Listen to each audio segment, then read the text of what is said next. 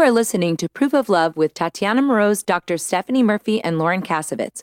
This show may contain adult content, language, and humor and is intended for mature audiences. If that's not you, please stop listening. Nothing you hear on Proof of Love is intended as financial advice, legal advice, therapy, or really anything other than entertainment. Please take everything that you hear with a grain of salt. Oh, and if you're hearing us on an affiliate network, the ideas and views expressed on this show are not necessarily those of the network that you're listening on, or of any of the sponsors or affiliate products that you may hear about on the show. Now that that's squared away, let's start the show.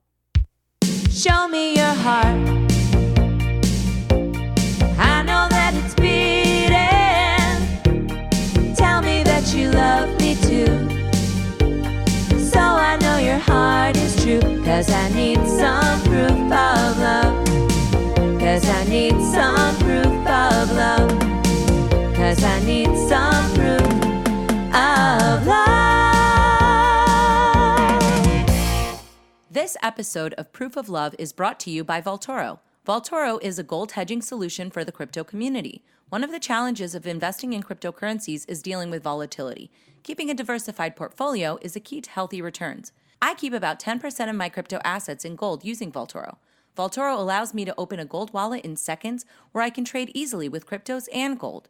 What I like about using Vaultoro instead of Tether is that the gold in my Vaultoro wallet is insured, audited, vaulted in Switzerland, and unlike fiat money, gold has increased in value for the last 20 years.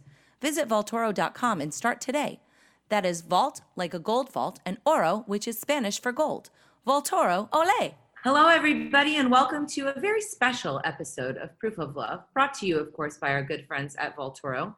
Hey, Josh, what's going on? Him and Emily just got married. They're going to be coming on the show soon, but they're not going to be talking about the stuff that we're talking about today, because the stuff that we're talking about today is a little bit too risque. We are joined today by the beautiful Dr. Stephanie Murphy. Hello, Stephanie. Hi there. I'm so excited about this show. And we're joined by a friend of mine, Sexy Sue, the French teacher. Well, what does this have to do with crypto? Nothing. But we're just talking about sexy, fun stuff today, and we wanted to keep it light and fun for you on a Friday. And this is Sue's very first podcast, and she'll be sharing, tales of her dating life and all the different things that she's involved with, and and if she really does speak French. Sue, welcome to the show. Oh, bonjour. Oh, very good. Merci beaucoup. I'm so excited to be here today. We're very happy to have you. The reason why I wanted to have you on the show was, first of all, you've always gotten some really good stories, but lately the projects that you've been working on in your dating life are quite extensive and quite fun. And I thought I thought your perspective as a single woman is kind of interesting. I think you're very sex positive and you're living the good life. So we're happy to hear your stories today. And yeah, I don't know, Steph, you got anything to add to that? Yeah, I'm just curious, what kind of projects would you do in your dating life? And what does it mean to you to be a sex positive single woman? Maybe that's a good place to start. Oh, that's a great question. So being a single woman, I just keep it moving. It's a sexy world out there and I'm trying to make the best of it every single second that I can.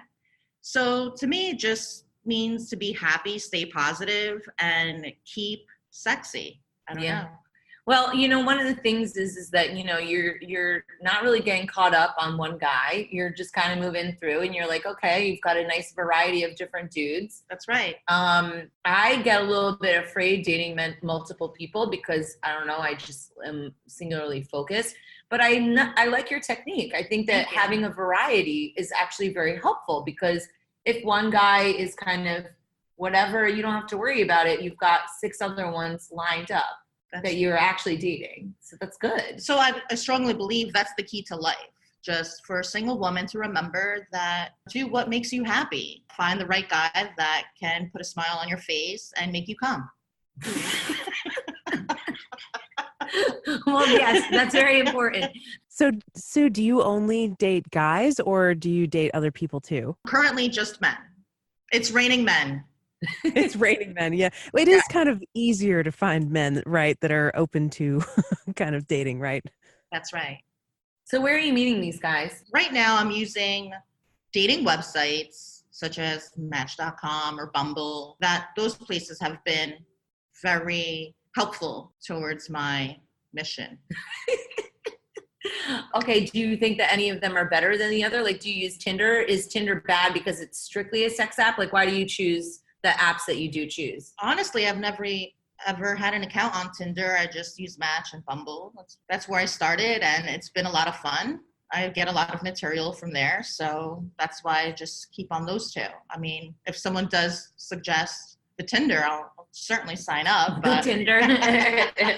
I feel like Tinder is the open sex app, but I think that pretty much a lot of those apps kind of turn into that a little bit. Do you like making the first move with Bumble? Like, do you have a strategy there?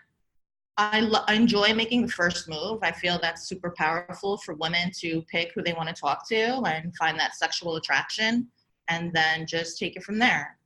And what does it mean? Like, what are your criteria? Like, when you're looking at it, what makes a guy like get swiped right on? So we're looking for very sexy gentlemen that are hardworking, determined, eager to succeed, eager to please, love adventure, and have a passion for life.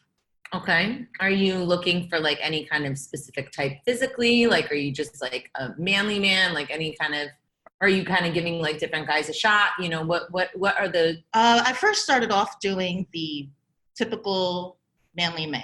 Mm-hmm. I found that very attractive, but currently I'm open to all kinds of flavors.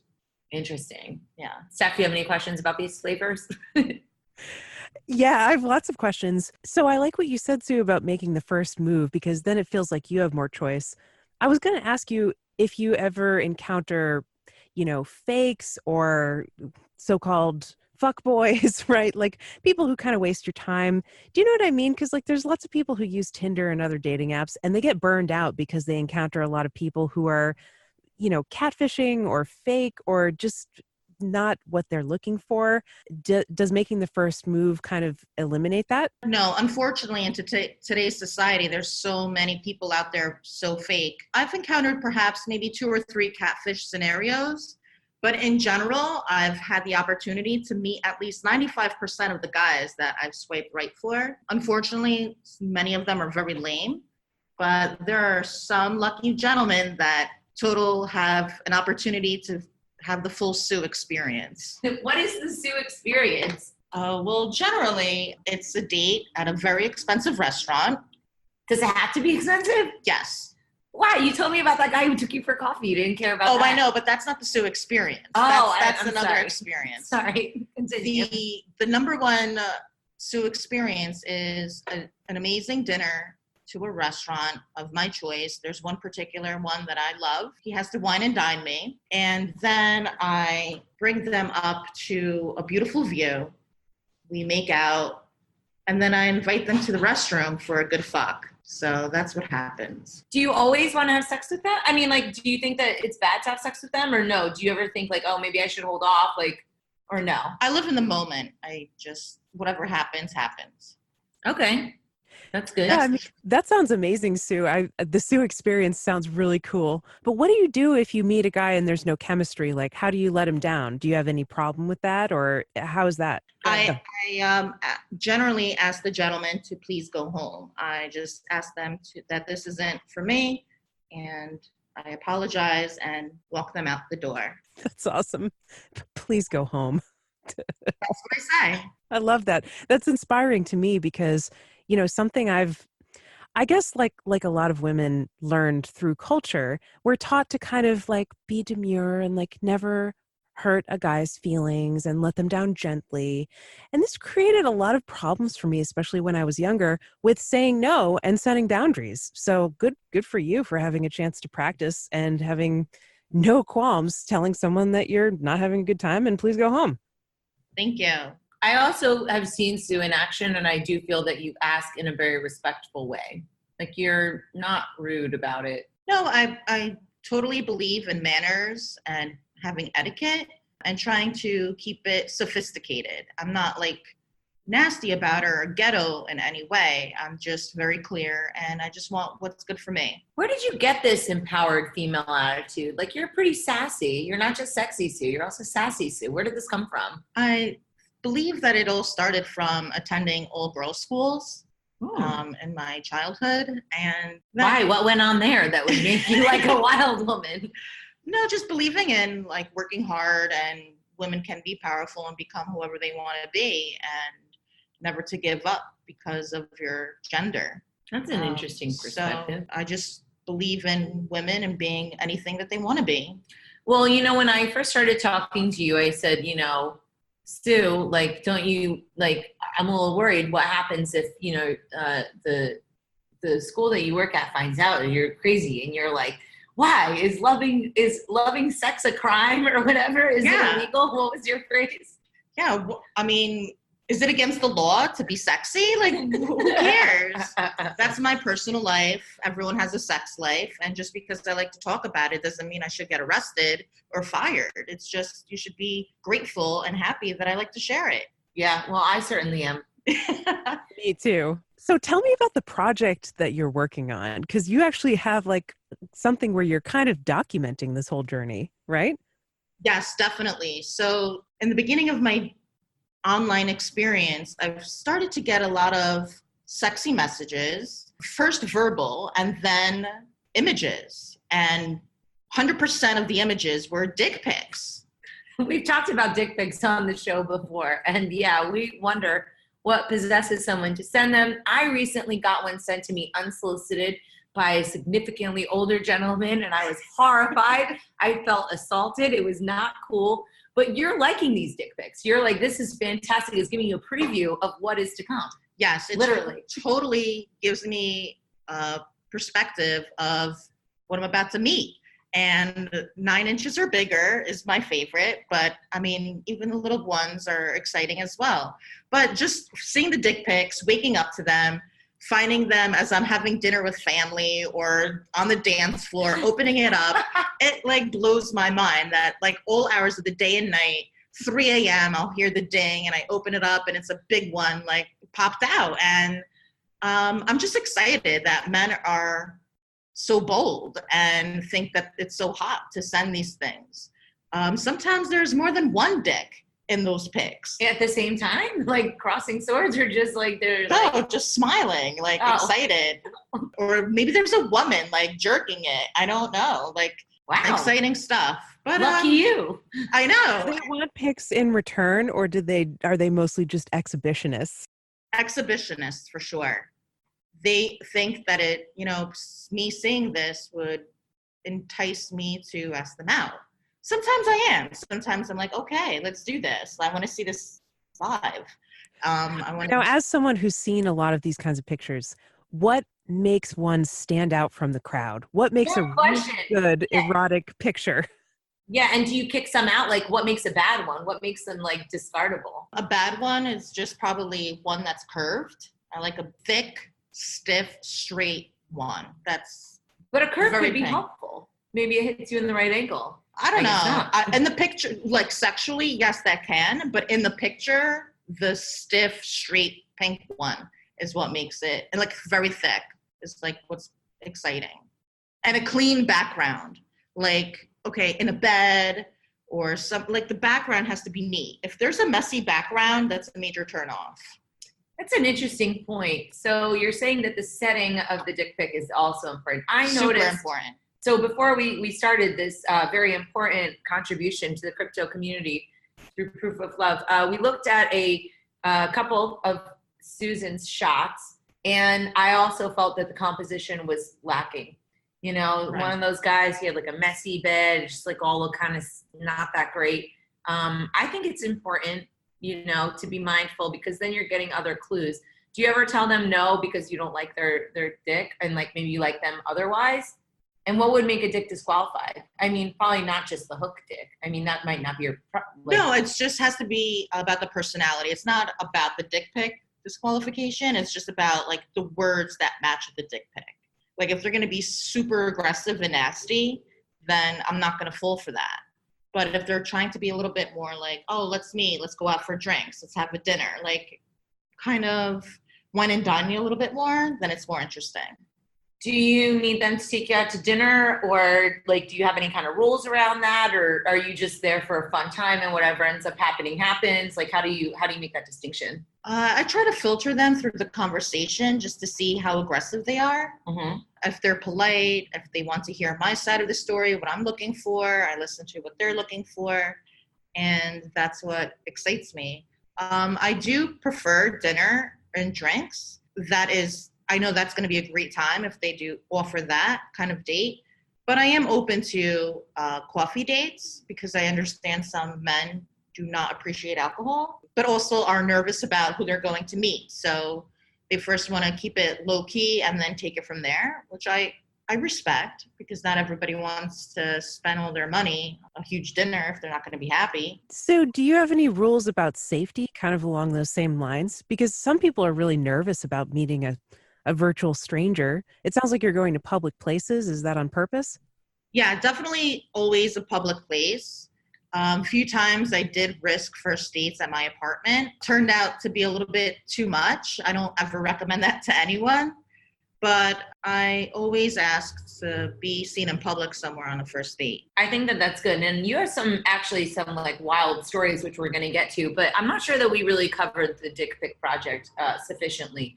So now we're not only talking about one dick, right? You have a collection of them. There's hundreds. Hundreds. Yes. Do you have some like rankings? Like, what are you going to do with all these dick pics and videos for that matter? And do the men, important question, know how you're using them? Is consent a concern? Yes, of course, consent is a concern. Some men are excited about sending a dick pic to me and do share that I can do with it whatever I like. They're excited about it. But what I'm doing is creating a collage kind of like a photo journal of these dicks through my life and the kind of pics that I get, the types of dates that go with these dick pics, and the kind of sexual experiences that go with these dick pics. So it's kind of like my own personal journal, being a single woman in this time and dating men. And it's kind of scary, but it's a lot of fun. And I'm just excited to like have this project and share with other women that, hey, there's a lot of crazy men out there that send dick pics. So beware. Some women don't appreciate it. Some women would be scared, but I'm taking advantage of it and just making the best of the situation. And these guys, they don't mind that you're collecting them. And are you going to share these anywhere? Like, is this going to be in a collage online? Are you going to do like a museum exhibition of all the dicks? A book? I'm totally open to do some sort of exhibition somewhere. That would be my dream, just to have like a sitting for someone or a group of people that would be interested in seeing this collage, this collection of slides of dick pics. But we'll see. I'm still working on that. Was there a scary dick pic? What was the scariest dick pic you ever got? I don't even know what would make it scary, but I'm curious. Well, the thing that makes it scary to me is like when there's a woman in the dick pic. Like, why would you try to impress me with a dick and have another woman? But, I could see the other side of the story. They're inviting me to perhaps play a little bit dirtier than usual. But, that's the things that shock me more when there's multiple people in the pic. That can scare a lot of people. Have you ever gotten a one that's like holiday themed? Like, because when Tatiana was saying scary ones, I was like, oh, maybe there's like a Halloween one with like a pumpkin or something. Have you ever gotten like a Christmas dick pic or something like that? No. The guys are not that creative. That's an opportunity, though. It is. That is something something get to the top with that. I agree. I feel like that could set you apart. Yeah. This reminds me of something I heard about when I was a teenager, actually. And this was like in the early 2000s, I think. So it was before the days of like, really popular dating apps like Tinder. Maybe there was OkCupid back then, but there wasn't that much. And this woman was taking dick pics that she received from guys in different cities. And then she was making each one into a postcard for that city.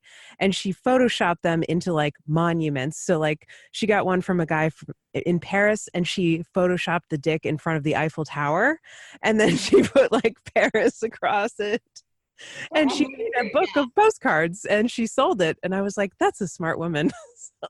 Totally. She's stepping into her feminine power. So Sue, tell us some stories. I like the one about there's so many. So like you've had like some run-ins that were positive and some run-ins that were negative. Correct. So what are some of the highlights of your experiences, and were there any lessons learned? Always a lesson learned with each experience, but we could always start off with a negative. Okay. For example, I've had a great time with drinks at a bar, and the gentleman seemed to be on point, making me laugh, showing a lot of interest, but suddenly asked to have me walk him to his car. I thought it was a little bit strange that a guy would ask a woman to walk him to the car, but I said perhaps he was trying to show me something extravagant and I was looking forward to it. So I accepted the invitation. So as we're walking to the car, he was during the date bragging about how he is a car collector. So I was excited about seeing what he would be driving at that date. As I approached, I was horrified to see that it was a car I haven't seen in quite some time, and it was quite the hoopty. What did you say? It was like the Wayne's World car. Yeah, right? It was like the Wayne's World car for sure. And he walks away from me and quickly pops open the trunk, which I have never seen any guy rush to the trunk before. And as he pops the trunk open, he has a old school medical bag, the kind of shit you see that cartoons might have, the doctors holding his bag, leather satchel or whatever. So he has something like that in the back of the trunk, opens it, starts putting on a stethoscope, and puts a lot of things into his pockets.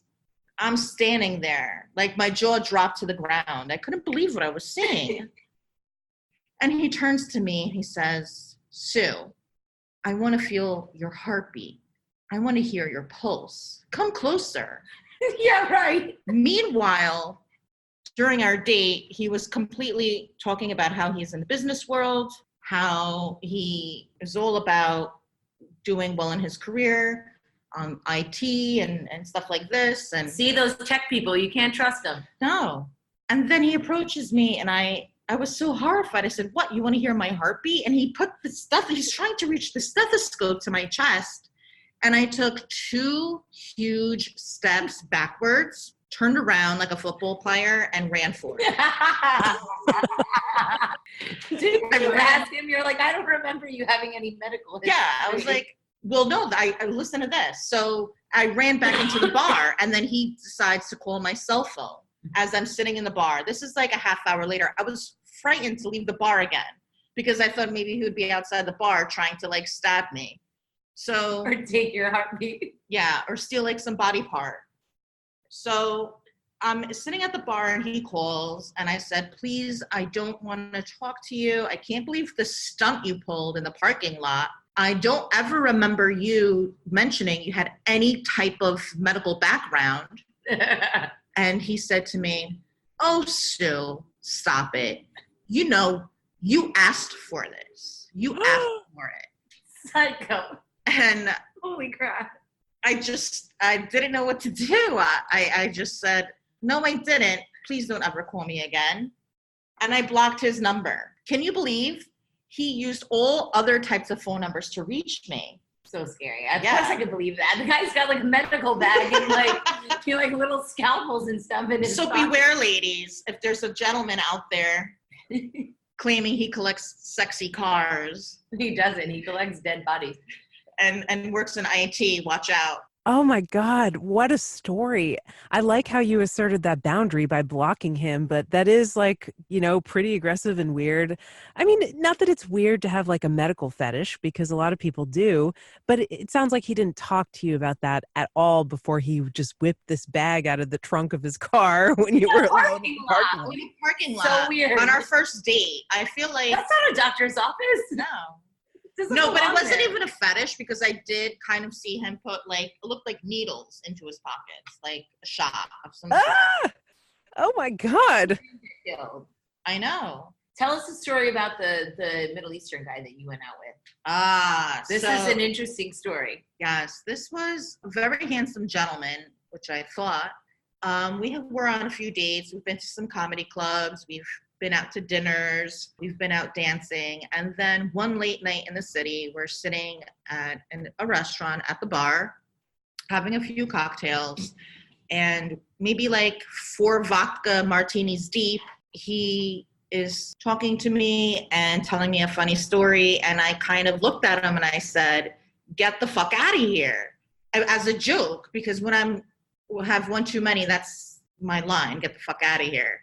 I made no harm by it. It's just an expression that I use. And he just looked at me straight in my face and slapped me across my face. In the restaurant? In the restaurant, at the bar. Oh my God. Yeah, like open hand, crazy slap across the face. And the bartender like runs to me and asks me if I'm okay. And I said, "No, I'm not okay. I can't believe this is a date that just slapped me across my face." Jesus. And they asked him to leave and like made a big deal, pushed him around. But after he slapped me, he looked me in my eyes and said, "Don't you dare ever curse in front of my face ever again." Holy shit is all I can say to that. That's what you get. Yeah. I mean, hey, he warned you. He did. But I never knew that some people were so passionate about curse words. I don't. Well, he tried to call you afterward, right? Like, Oh, there was yeah. He nothing still wrong. texts me today. He said he's still waiting to hear from me. He said he wants He's to been see me waiting a long again. time. He's, looking forward for us to spend our lives together. So Ah. he's still waiting for a call back from me. Do you hear that? That's me calling.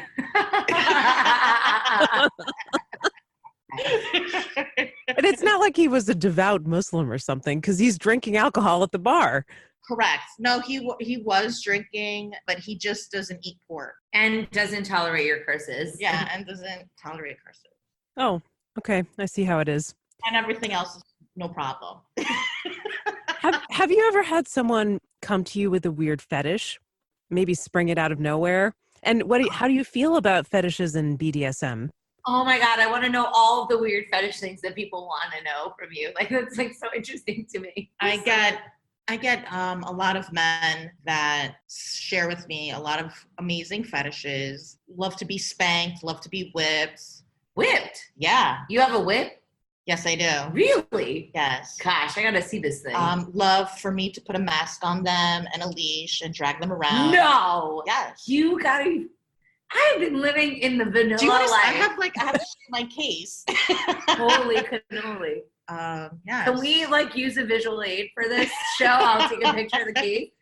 We'll see if the audience will be lucky enough to see this freaking maniac thing. There's a lot of also married men out there that love cheating on their wives. Of course. Beware, So beware. sad. So they claim to their wives that they're going to work, but they do meet up the single girls during working hours. So that's some of the men's fetishes. They need to be slapped around a little bit. They do. They enjoy it. Do you feel like you're their therapist with this, or no? You just feel like you're there for the sex? Like, do they tell you their sad stories? Because I feel like that would kill the vibe. I have no time to listen to sad stories. I just take advantage of each opportunity I get with them. I just grab them by the dick at my door and pull them in and take advantage. Do you ever actually beat them? Yes. Are you They ask for it. So are you? No, I'm not a pervert killer. They actually want this. Listen, they told me that they wanted this. This. Is clearly a no judgy episode, except for the slapper guy and the medical professional. No, but this is like a conversation. Like, Sue, take advantage of me, hurt me, and I'm like, okay, sure, I can do that. Really? Yeah. Do you consider yourself a dominant woman, Sue? I can be. Well, she's a teacher, a French teacher, no less. That's right. So I have to be dominant. Sometimes in the real world, other than my work world, I do that too. But I mean, I'm not talking about just being a boss. I'm talking about you like BDSM and you like submissive men and you like dominating them. Yes, of course. Really? Do you like to be dominated back, or do you like to only be in the position of power? No, I like to be dominated back. Which you prefer? Dominating. I love you. This is great. This is great. I can relate to that. Let's just say. I just put on my 10-inch heels and put on my whips and take advantage. Interesting. What's the weirdest thing that you've ever had requested? To put on a strap on. Did you do it? No. I just felt like It's I too need to know. much. I just need a little bit more time with the person. Wait, so if you were dating someone and you were into them and they were like, fuck me with the strap on, you'd be like, okay, cool. Because now we know each other. Yeah, of course. Really? Yeah. That's very open-minded of you. Yes. I'm not really interested in doing that ever. I'm not cool with that one.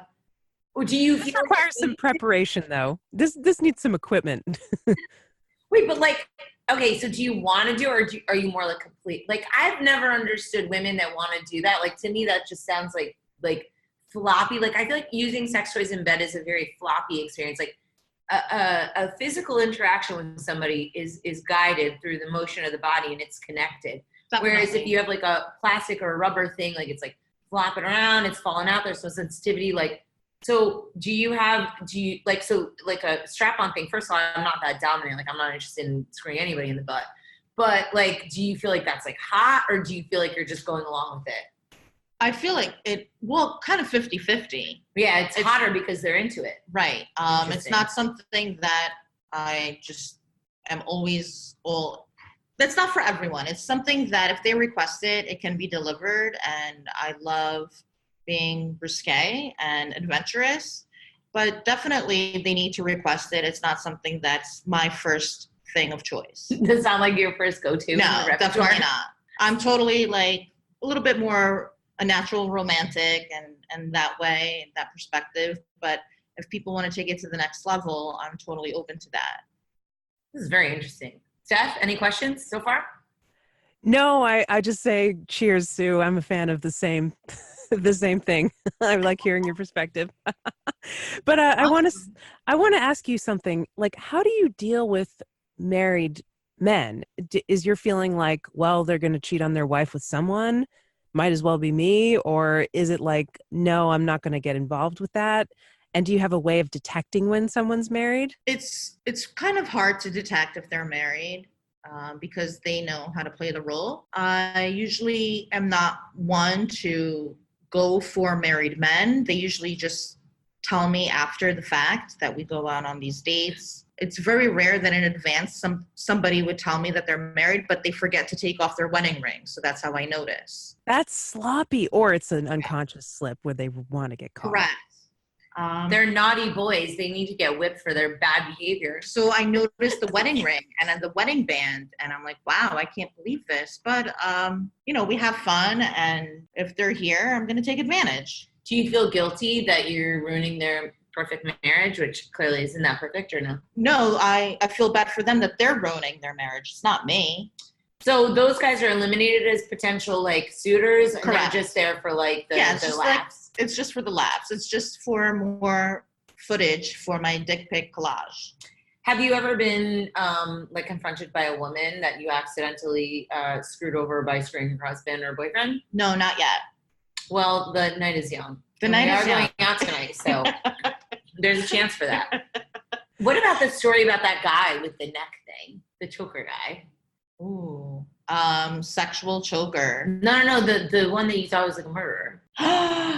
Totally. So this was a Bumble hookup that I invited to my residence, and the only way he would be invited to join me is if he brought these particular bottles of wine, these particular bottles of alcohol, and he shows up. It was a close call, not exactly what I requested, but it was up in those ranks. So I said, okay, come in. We were drinking, having great conversation, decided to make out, and then we had a sexual encounter. We're making out, and he put his arms and his hands around my neck and started choking me. I started to really get upset, and I was nervous because I've never seen someone's eyes glaze over and stare at me in such an aggressive way. And he just started grabbing me tighter and tighter.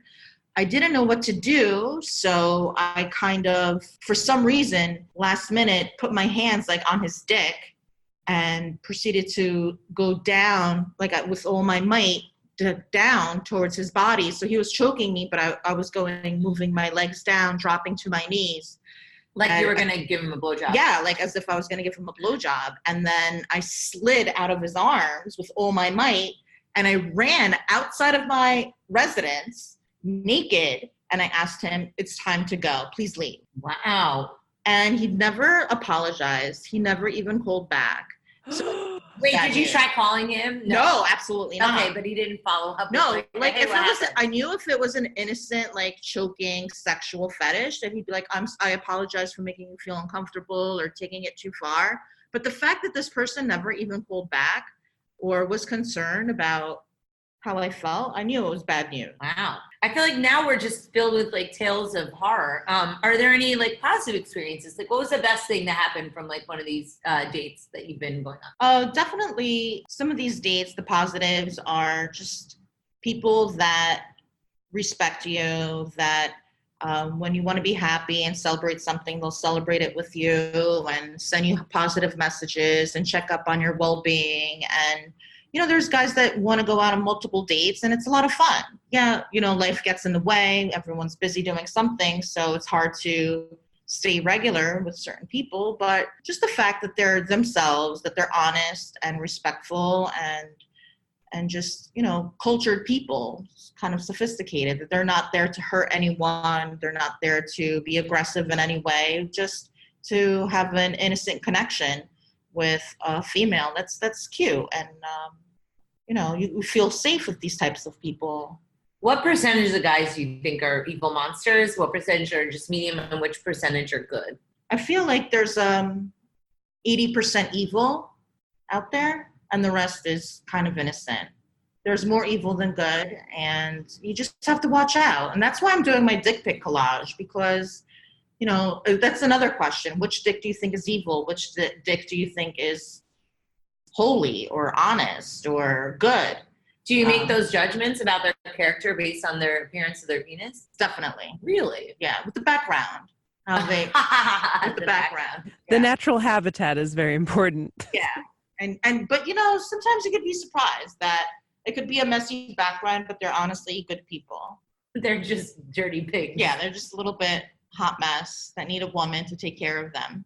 What was your craziest story, do you think? Like, I know you've given us a lot of good ones. I feel like we've gotten a lot of horror stories, which isn't really selling this lifestyle. But, like, I don't know, was there anything, like, crazy fun? I know you're doing an upcoming trip with one of these guys pretty soon. He's taking you to a bunch of cool, interesting places. So that's always fun. I mean, totally having the guys stay in touch with me, want to take me on vacations. That's been a lot of fun. And there's good guys out there, don't get me wrong, that want to treat you with respect and show you the world. So I'm excited about that for sure. You know, meeting someone and having dinner and great conversation and staying in touch has been fun. But totally this guy coming up is taking me out on a vacation. Hopefully it will work out and we'll have a fun time. It was a major surprise because I've been having a little bit more nasty experiences than good experiences, like in a row. So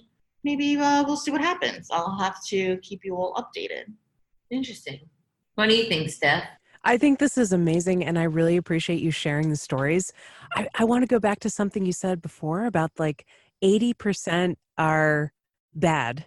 So like how can you tell, give our audience some tips right off the bat. How can you tell if someone is going to be dangerous or just a time waster and not exciting to go out with? Okay, if they, first of all, just want to meet you at your apartment or at their apartment, you know, that's just for sex. That's a time waster. Definitely if they don't want to ask you out in public, that's kind of scary. You have to meet someone in a public spot. Also, I would say that I look for men that are dressed in a proper way. Like if you're clean and neat in your pictures, then I'm sure that you're kind of a decent person. But if you're really like all your pictures are topless or naked with your tongue sticking out, that's something to be aware of. Like be careful. There's so many men that like make funny faces on their profile pics. Like don't go for those guys. There's so many guys that have like, they don't know what they're looking for. Don't go for those guys. Like I try to look for men on their profiles that say that they want a relationship, that they want children. if they say that they do not want children or they have children, you have to be careful with those kind of men too. I agree. I don't like the don't know. Like, what are you looking for? Don't know. Correct. I know what you're looking for, Buster. Yeah. I mean, but honest, you have to be careful because some men, they really just don't know and they want to know what's out there. So I'm willing to be a date with someone that doesn't know what they want, but don't expect anything from them. Like, you can't fall in love with that kind of man because they don't know what they want. I try to look for men that know what they want. When you talk to them, are they educated? Like, do they have graduate school or higher? Do they have a career? That's what I look for. If you don't have those things, then be careful because they can be a little bit scary. Yeah, this is all great tips. I really appreciate this. And just one sort of follow-up question. There is a woman in my life who is, I think, maybe older than everyone here. And, she's recently thinking about getting back into dating after, being married for a very long time and unfortunately lost her husband. And she's scared. She's really scared by the idea of dating. And I think a lot of her friends are in the same boat. They find themselves single at sort of an older age in life. And they're scared to get out there because they hear so many horror stories about catfishing or about, psycho killers or something looking for women on dating sites. What would you say to them? Would you encourage them to try it, even if they're a little bit scared? And what could you say to those women? I say to these women to definitely take advantage of the opportunity of meeting someone new. You never know where it could take you, but be safe. Go out in public and just bring a lot of positivity to the experience. Try not to keep it in the negative. And the more positive you are, the more fun you'll have. And each date is a learning experience of what you want or don't want in life. So just take the risk because you never know where it could take you. I like that. I like your risk. I don't think that, every risk should be taken, but it sounds like you've got a good head on your shoulders. Well, everyone has their limits. So, set your boundaries and just have fun. What does that mean, set your boundaries? You just say, like, I'm not going to do this and then stick to it? I feel like sometimes boundaries can be a little bit blurry in a dating relationship. Well, boundaries could be, just have zero expectations. If you're going out on the date, don't have expectations. Have zero expectations so your heart isn't broken. Who are these people that can manage zero expectations? I would like to meet them. Are you that person? I'm going to be drilling you this evening, wondering what the secrets are.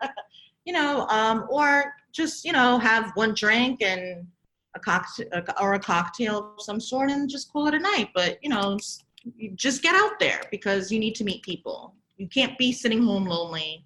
You can't just ignore that today's world, everyone is dating online. You need to join it. You need to be a part of it. Do you find that meeting people in person is better than online or no? 50-50. 50-50. All right. Well, audience, I hope you've learned something today. You've had a couple laughs with us. Sue, I want you to come back on the show and do audience Q&A with us. Awesome. I'd love it. Thanks so much for having me. Too. Right? I think that would be a really great opportunity. So Sexy Sue will be back on Proof of Love very soon, everyone. Thank you for listening. As always, Proof of Love is released on Fridays. There's a couple that we've missed this summer because it's summertime and whatever. But we do have a lot of content coming out for you. Go to proofoflovecast.com. If you like this episode, share it. Share it with your friends. We have no advertising budget, so tell people and beat the Facebook algorithms. So it really makes a difference when you share the show with your friends and show us some love. And honestly, this show cured my summeritis. So I want to say thanks to Sue and Tatiana. Oh, we had a good time. And we'll be seeing you for my birthday soon. So I'm very excited about that, Steph. We'll have to come up with some more gossipy, fun topics for Proof of Love. The show's supposed to be about crypto, and it is sometimes, but I don't really think that we all need to listen about cryptocurrency all the time. Let's talk about getting laid. I think that's a little bit more important, personally. But anyway, my priorities might be off after so many years in this space. Steph, any final words before we go? No, just thanks everybody for being on the show, and we'll see you next time at proofoflovecast.com. Definitely. Sue, any final words to our audience? Thanks for having me. Thanks for listening. Hope to see everyone soon. Have a great day. Great summer. Ciao. Ciao. That's not a French lady. Au revoir. Show me your heart. I know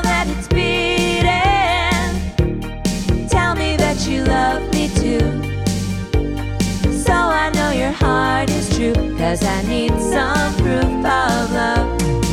'Cause I need some proof of love. 'Cause I need some proof of love. Do you like cryptocurrency, politics, economics, activism, or art? Then check out The Tatiana Show, where you can learn all about it in a fun and non-intimidating way, as if you're just hanging with friends. Go to thetatianashow.com and listen now. Thank you for listening to Proof of Love. Please follow us on Twitter, Facebook, and Instagram at Proof of Lovecast. More episodes can be found at proofoflovecast.com. And make sure you leave a review on iTunes and tell your friends. Proof of Love has been brought to you by CryptoMediaHub.com, a boutique marketing and PR agency for Bitcoin and beyond.